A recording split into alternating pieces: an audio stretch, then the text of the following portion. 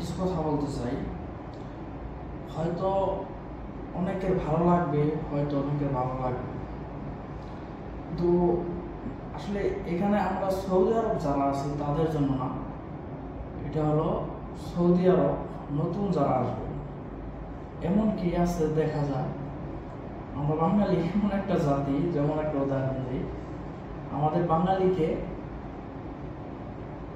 মানে 8 ঘন্টার স্যালারি দিয়ে 16 ঘন্টা 12 ঘন্টা খাটাই দিতে হবে।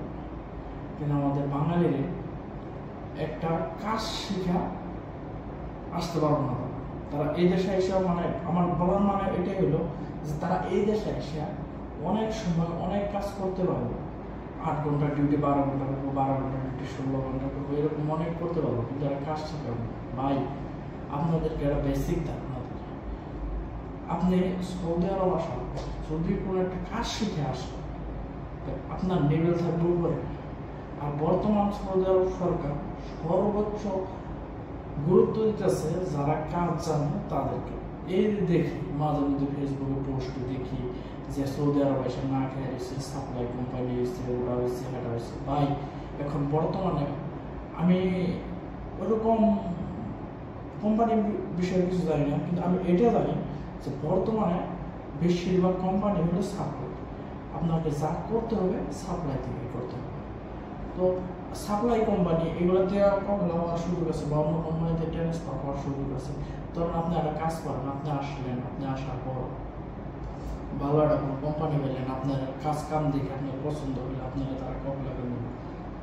আপনি কোনো কাজ কামই জানেন না, আপনি সৌদি আরব আসছেন, আবার কোনো হার্ডের কাজও করতে পারেন না। তো এই বিষয়ে ভাই আপনাদের কি হবে?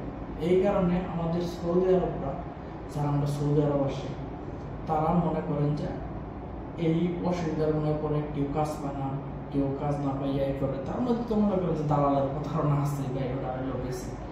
হ্যাঁ, তো ভাই আমার লাস্ট একটা রিকোয়েস্ট, যারা সৌদি আরব আসবেন ইনশাআল্লাহ একটা কাজ শিখে আসার চেষ্টা করবেন।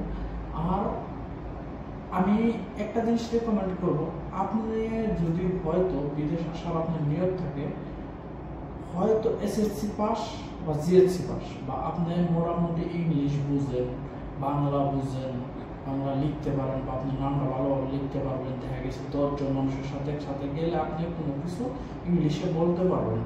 এরকম ভাবে আসলে মনে করেন যে ভালো হয়। আর আপনার বিদেশ আসার পর ইনশাআল্লাহ সাকসেস একদিন না একদিন আসবে ইনশাআল্লাহ। সবাই ভালো থাকবেন। আসসালামু আলাইকুম।